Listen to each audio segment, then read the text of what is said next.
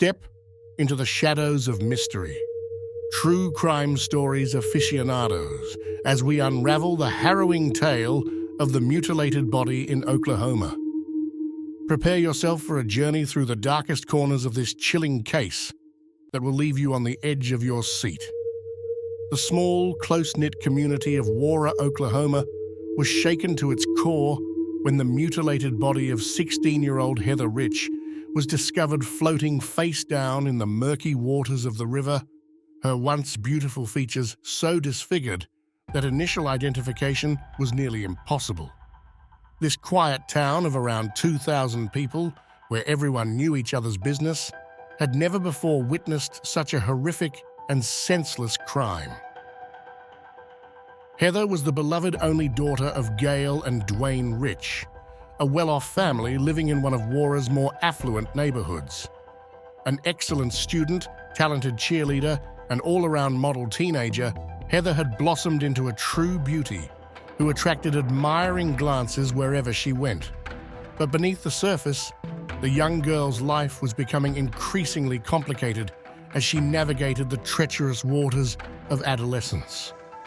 On the evening of October 2nd, 1996, an argument erupted between Heather and her mother Gail over a $300 phone bill the girl had racked up chatting with her friends. While Gail was understandably upset by Heather's apparent wastefulness, her father Dwayne took the situation more calmly, trying to mediate between the two. The family was already under significant financial strain, as Dwayne, an electrician by trade, had recently been severely injured in a transformer explosion and was unable to work, leaving them to scrape by on Gail's income alone.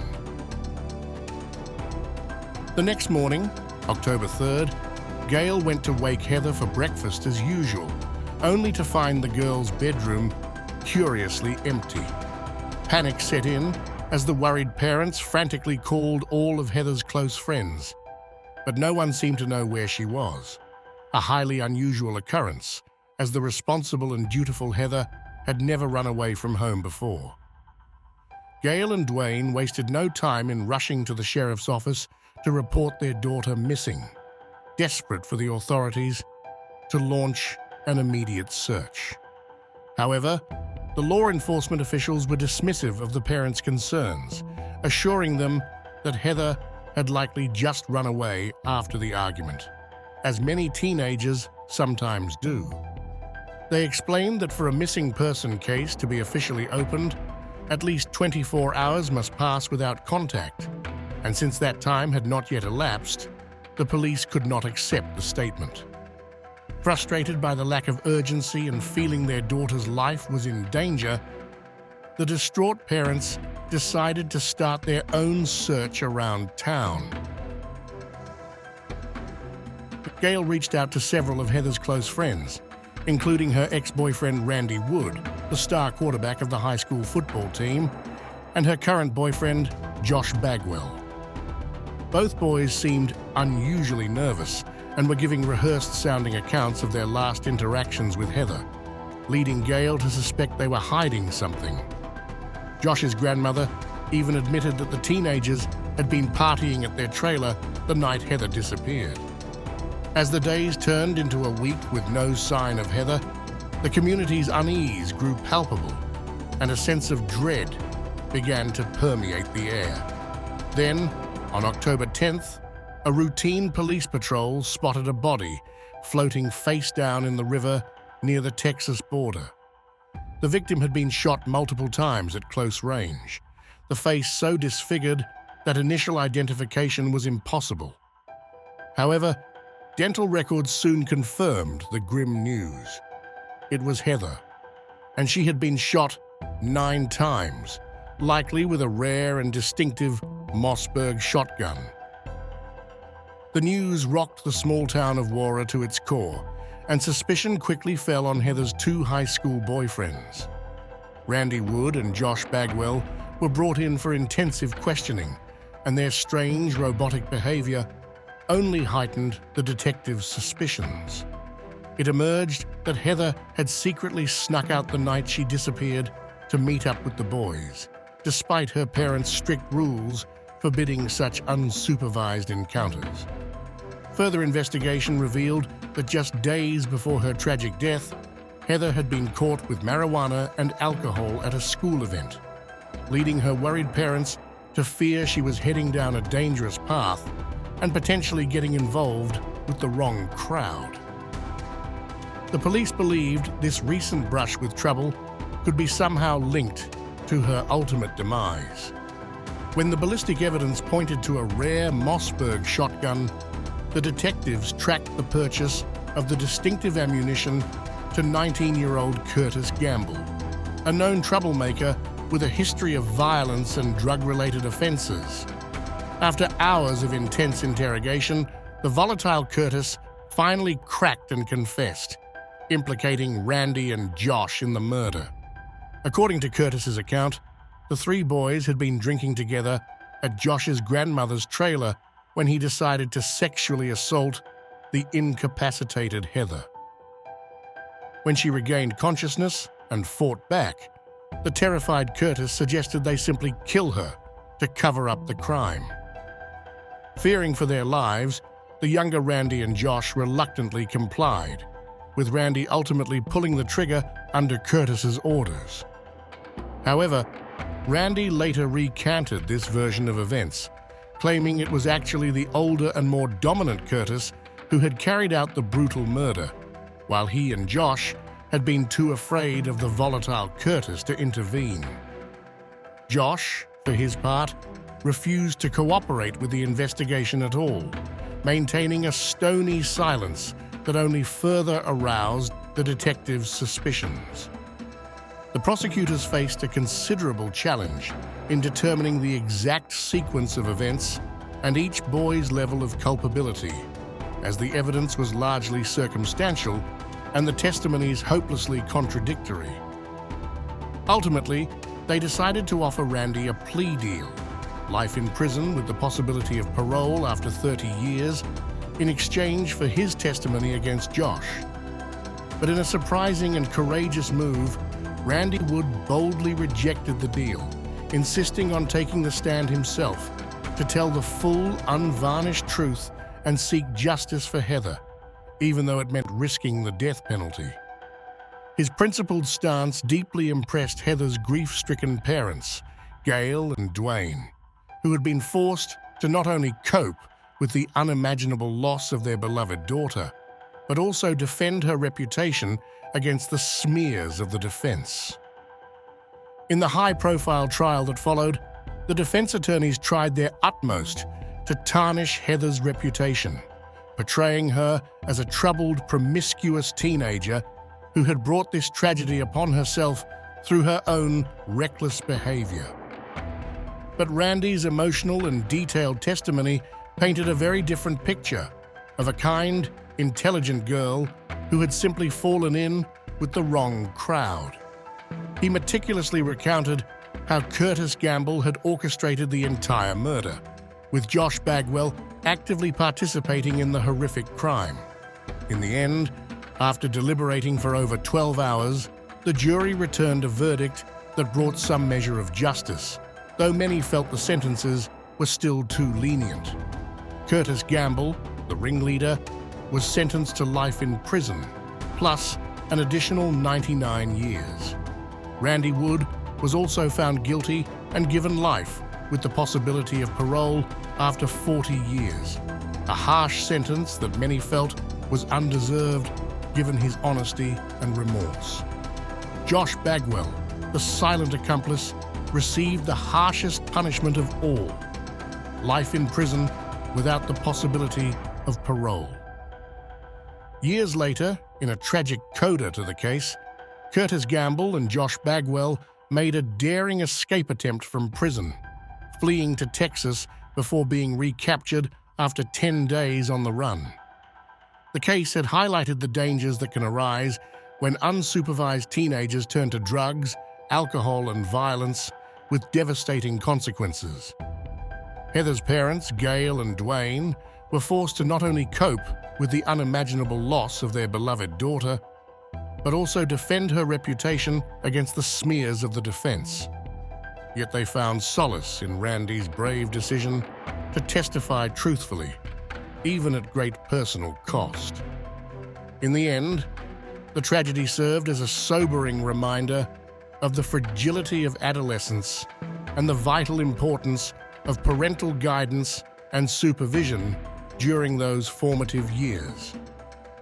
The small town of Warra would never be the same after the brutal murder of Heather Rich.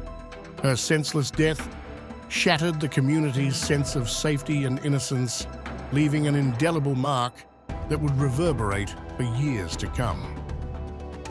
As the town grappled with the aftermath, many were left to wonder what could have been done to prevent such a horrific outcome, and how the promising life of a young girl was so senselessly cut short. In the years that followed, Heather's parents channeled their grief into advocacy work, determined to honor their daughter's memory and prevent similar tragedies from occurring. They worked tirelessly to raise awareness about the dangers of unsupervised teenage behavior, particularly the risks of substance abuse and peer pressure. Gail and Dwayne also pushed for legislative changes to strengthen parental rights and increase penalties for crimes involving minors. The Heather Rich Foundation was established in Warra, providing scholarships and resources for at-risk youth, as well as funding programs aimed at fostering open communication and trust between parents and their children. Heather's former classmates, many of whom had been deeply impacted by her death, volunteered tirelessly for the organization, determined to ensure her legacy lived on. Meanwhile, the three boys involved in Heather's murder continued to face the consequences of their actions. Curtis Gamble, the ringleader, remained defiant and unrepentant, even going so far as to brag about his crimes to fellow inmates. His escape attempt only added to his notoriety, and he was eventually transferred to a maximum security facility where he would spend the rest of his days. Josh Bagwell, on the other hand, sank into a deep depression, haunted by the weight of his actions and the realization that he had thrown his life away. Despite his life sentence, he maintained a low profile in prison, avoiding trouble and even participating in rehabilitation programs in a seeming attempt to atone for his role in Heather's murder. As for Randy Wood, his decision to testify truthfully had indeed come at a great personal cost. While many in the community admired his courage, the harsh 40-year sentence he received was a constant source of anguish for Heather's parents, who felt he deserved leniency for his honesty. Randy, too, struggled with the guilt and grief, but eventually found solace in religion and a commitment to using his experience to warn other young people of the dangers of peer pressure and unchecked violence.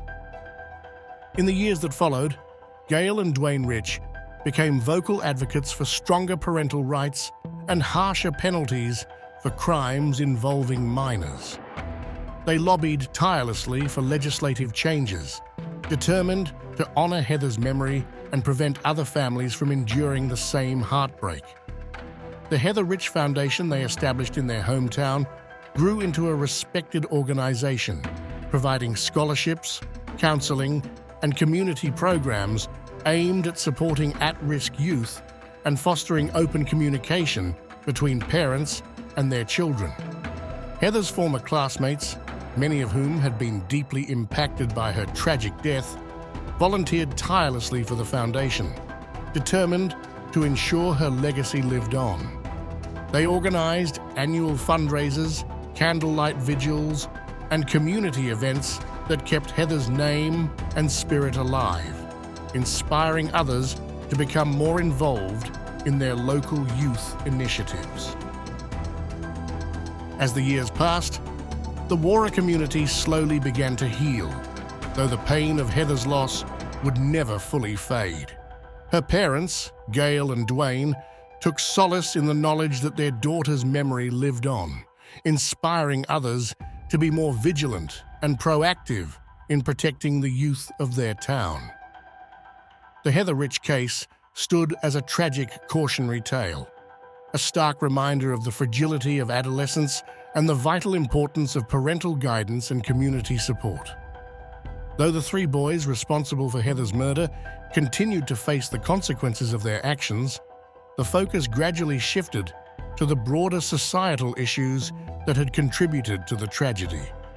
Discussions arose around the need for improved mental health resources, better substance abuse prevention programs, and more effective communication between parents and their children during the tumultuous teenage years. Gail and Dwayne's advocacy work led to the passage of several new laws in Oklahoma, including stricter penalties for crimes involving minors and increased funding for youth outreach programs.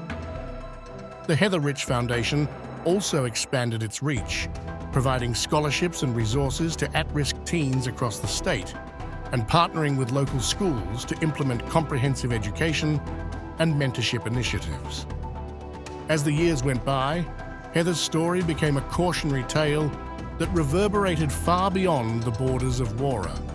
Her tragic fate inspired countless others to become more involved in their communities, to be more vigilant in protecting vulnerable youth, and to never take the precious gift of life for granted. The Heather Rich Foundation continued to grow, becoming a beacon of hope and a testament to the power of love, resilience, and the unwavering pursuit of justice. In the end, Warra, Oklahoma, would forever be changed by the loss of Heather Rich, but her legacy would endure as a symbol of the fragility of adolescence and the vital importance of parental guidance, community support, and the relentless pursuit of justice. The town's collective grief had forged an unbreakable bond, one that would inspire generations to come to be more vigilant, more compassionate, and more proactive in safeguarding the innocence of youth. Heather's story served as a poignant reminder that even the most promising lives can be snuffed out by the dangerous choices of troubled youth, and that the consequences of such actions reverberate far beyond the individuals involved. Yet through the tireless efforts of her parents and the unwavering dedication of her community, Heather's memory lived on, a beacon of hope and a call to action for all those who vowed to ensure no other family would endure the same heartbreak. In the years that followed, the Heather Rich case became a touchstone for discussions on juvenile justice reform, mental health support for at-risk teens, and the critical role of parental involvement in shaping the lives of young people. Gail and Dwayne's advocacy work inspired similar initiatives across the country as communities grappled with the sobering reality that tragedies like Heather's could happen anywhere if the warning signs were not heeded and the necessary support systems not put in place. The Foundation's scholarship programs, mentorship initiatives, and community outreach efforts became a model for other organizations seeking to empower and support vulnerable youth. Heather's former classmates, now adults themselves, continued to volunteer and donate, ensuring that her legacy would endure for generations to come. They organized annual vigils, fundraisers, and community events that kept Heather's memory alive, a poignant reminder of the fragility of life and the importance of cherishing every moment. Ultimately, the legacy of Heather Rich stood as a testament to the fragility of life, the power of community, and the enduring strength of the human spirit in the face of unimaginable loss. Though her life was cut short, her memory lived on, inspiring others to be more vigilant, more compassionate, and more proactive in protecting the innocence of youth. In Warra, Oklahoma, and beyond, Foundation's work expanded beyond Warra, with chapters and affiliates springing up across the state and eventually the country, all united in their mission to honor Heather's memory and create a safer, more nurturing environment for young people. As the decades passed, the Heather Rich case became a touchstone for discussions on juvenile justice reform, mental health support for at-risk teens, and the critical role of parental involvement in shaping the lives of young people. Don't miss out on the pulse-pounding updates from true crime stories. Hit that like button, subscribe to our channel, and ring the notification bell. Stay tuned for the latest in dramatic and thrilling crime narratives that will keep you at the edge of your seat.